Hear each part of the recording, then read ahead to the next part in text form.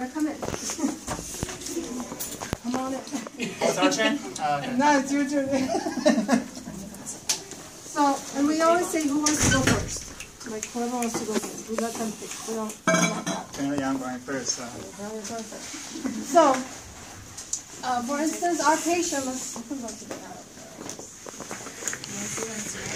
we say you're going to do scenario 1, okay?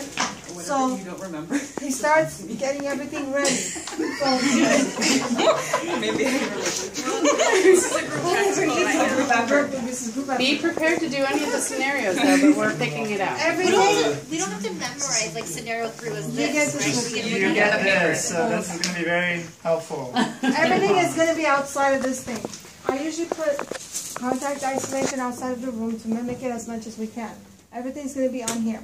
So then he goes, he washes his hands, we start the timer. And we're sitting on the side, we don't come inside. We just sit on the side, we don't say anything unless we have to. You don't have to do the whole thing, but just... Do we have to show you that we're wiping our equipment We down? see it. Yes, you have to do it here in front of us. Okay. You can't do it outside and work it. It doesn't work. If you're not sure, just ask. We're not that mean, I promise. Yeah. Actually, But have your practical work questions fine. first, because once you start, You're you gonna might waste be like, time. Yeah. what do you think? So before you start, when you first log in, ask all your questions, or else you're gonna have to figure out any of those things, and then you'll be more freaked out. So Yeah. be prepared. So he does what he has to do, get geared up, etc. We just sit here and let them do what they're supposed to do. Again, if you forget one thing, which can happen because you're nervous and stressed, if we remind you, that is not a cue with regard to that grading. I just want to reiterate that. So if we say, did you do blood pressure? And you say, oh no, I forgot, then you're going to do it. That's not a cue. We don't take a point off for that because you forgot. And the nerves kick in, it's normal. Now, talk to your patient. Don't turn and talk to us. This happens every year. We are not there. We're just imaginary there.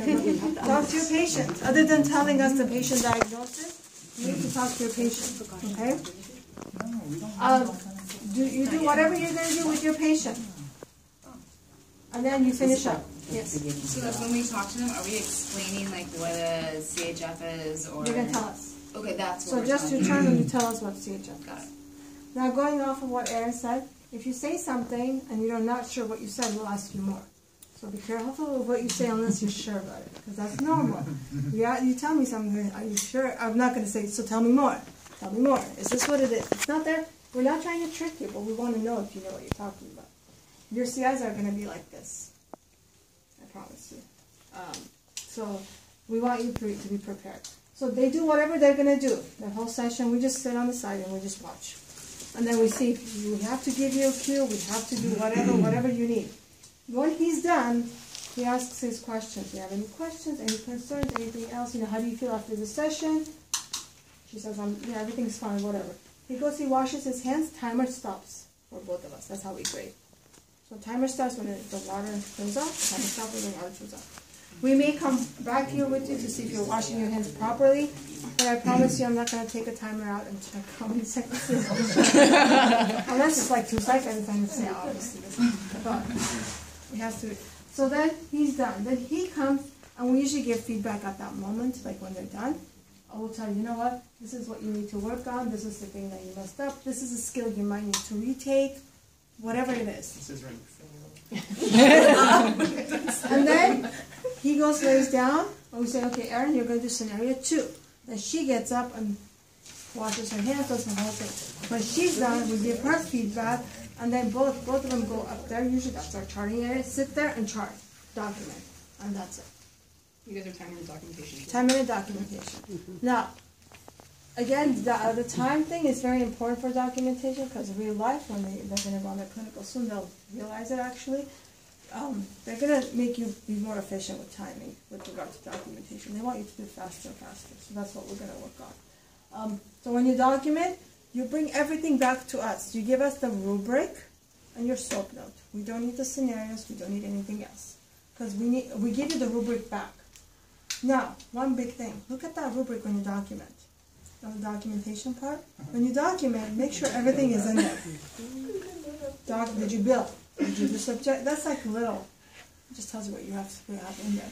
Did So, you sign Yeah, did you student sign PTA? it? Did you do? Yes. So every year, and it happens every year, people forget their SPTA, and so I take 10% off because you're SPTA. and then I get emails. Oh my God, how come I did excellent? What happened? Yep, that was me. Literally, the first practical she took, she emailed me like at night. I was like, and of course I was like, I don't reply to emails. I didn't see them and I came in. So I was like, why did she email me like at that time? Because she forgot to put SPTA. She's not the only one. No. There's been numerous students. So even if you make that error, don't worry about it. It's a learning process. DPT. The other thing, when you sign, again, I'm going to reiterate this, make sure we understand who you are. So if your signature is just like lines, I have no clue who you are. On the bottom, write your name. If we don't understand it, we're going to give it back to you to literally rewrite that note again. Okay? So then they go document, and they just give us their rubric and their self note back, and you're done. Is someone there timing us as we're You documenting? usually put a timer on. Oh, okay. So when we're like taking like vitals and stuff, can we write it on the Yes. thing as we Your go? scenarios, you should have, you can write it on there. On the That's- scenarios, not Yes. the associate. Because that's all, okay. No, you should not, because you don't want to waste. So this one that you take inside with you, whatever you're doing, write it. You write it. Check mark, yeah. Right. Now, the way to make things efficient, time efficient, is do a couple of things at the same time. Heart rate, respiratory rate together. You did that in 1 minute. Write it down. If you're going to do leg length discrepancy, what about this, I think? Do functional, that's the way I just showed, I indicated. Do functional structural on one side, write it down, functional structural on the other side. Done. So think about your time, like how you're going to manage it. How you start, how you end, that's up to you. But as long as you use your time efficiently. So if they're going to be laying down, you're going to do dorsalis pedis, leg discrepancy, all that stuff first. So think about how you're going to assess it. You don't have to transfer your patient, but if your patient gets up to go to the mat, we don't want to see this. We want you to be standing next to them. Just for safety. We haven't gone over transfers yet, but in real life too, you don't just stand 5 feet away and let the patient move. So go with them as they go from the chair to the bed. Usually most of them will be sitting in the chair as you walk in. We usually have them sitting and or laying down. Because I think most of them are probably going to be laying down. Yeah. We don't expect you to do transfers. It's not transfers yet. We haven't gone over it. But just be next to them. You don't have to put a gait belt on them. We haven't really, they don't need transfers. Just take and then you're done with your practical. After you give us all your papers, you're free to go. You don't have to hang out here unless you want to, obviously. That's up to you. Does that make it? No? After we're done with the practical, so we don't have to stay. Didn't you say? I'm going to tell you the dynamics of the schedule after I figure it out, but it's the people who are not taking, well, I'll tell you all this stuff. Yeah, I'm going to figure all that stuff out. Yeah. Probably not the whole time, so I'll tell you. Yeah, we're trying to figure out how we're going to make it so it's more efficient for everybody. Does that make sense? Do you guys understand? Do you want to give them any helpful tips for the first practical? I don't know. Don't forget to put on shoes. Because people fail for that. Don't forget to put the shoes back on. Oh, well, yeah, that was like one thing, but that was with one instructor. So you know, because if they're laying down, you got to take their shoes off because it's infection control. So if you get them up, even if they're here, put them back down and put their shoes back on. Don't let them touch the floor. Yeah, put the patient shoes on. You're the care assistant, like your shoes are off. Our shoes back, but theirs, they go on. And don't make sure you don't touch the bottom of the shoe. Like when you're putting the shoe on, like don't put it on like this. Like make sure you're avoiding the bottom of the shoe. Most of the time, if the shoes has the hook, use it.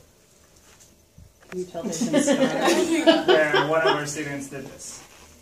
Yeah, that's. So that is infection control. Can you not wash your shoes on? You could, but it also will depend on your scenario too. Yeah. Eventually. But not for these. Yeah. Of course, clean all your equipment outside the room. Yeah.